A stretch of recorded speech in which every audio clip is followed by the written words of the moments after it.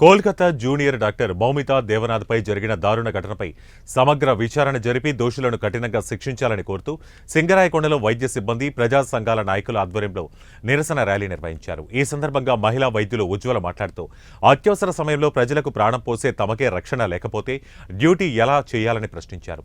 అదేవిధంగా దేశవ్యాప్తంగా మహిళలపై, చిన్నారులపై జరుగుతున్న దాడులను తీవ్రంగా ఖండిస్తూ పనిచేసే చోట మహిళలకు రక్షణ కల్పించాలన్నారు.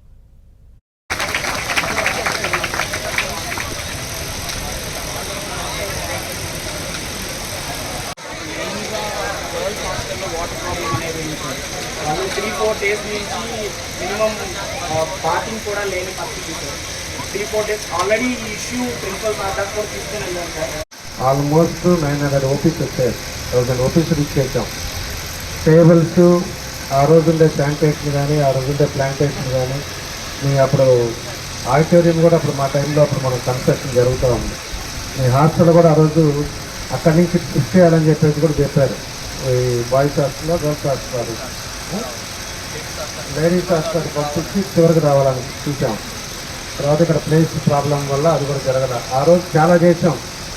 ఆ రోజు ఉండే టైంలో ప్లేటెడ్ మిషన్ కానీ, నెక్స్ట్ ఆ రోజు హార్ట్ సర్జరీస్ కానీ, నీల్ ఆపరేషన్స్ కానీ, ఇవన్నీ కూడా ఆ టైంలో మనం తీసుకొచ్చాం. బాగా చేసాం. కాకపోతే ఈ 5 ఏళ్ళ గ్యాప్ వచ్చింది. నేను మొన్నే కలెక్టర్ గారికి కూడా చెప్పాను, ఒకసారి ఇన్స్పెక్షన్ ఉంది, తొందరలోనే ప్రతి వార్డు, ప్రతి ఏరియా కూడా అంతా కూడా వస్తాం. మనం వచ్చేసి ఏదేది కంప్లైంట్స్ ఉన్నాయో అన్నీ నోట్ చేసుకుని దాన్ని కూడా రెక్టిఫై చేస్తాం. డ్రింకింగ్ వాటర్ కూడా ఆ రోజు కార్పొరేషన్కి ఇస్తున్నాం. మీకు ఎంత కావాలంటే అంత కార్పొరేషన్ కమిషనరీ చేస్తాం.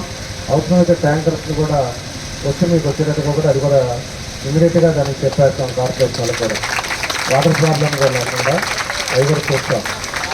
నేను కలెక్టర్ గారు వచ్చినప్పుడు మీరు కూడా మనందరం మొత్తం ఇన్స్పెక్ట్ చేసేటప్పుడు ఏదైతే ఈ కొన్ని రూమ్స్ ఇట్లాంటివన్నీ అన్నీ చెప్పారో దాన్ని అన్నీ కూడా నోట్ చేసుకొని ఇమీడియట్గా చేస్తాం. మన టైంలోనే డ్రింకింగ్ వాటర్ కూడా ప్లాంట్ కూడా నేనే పెట్టించాను ఆ రోజు. మా ఓన్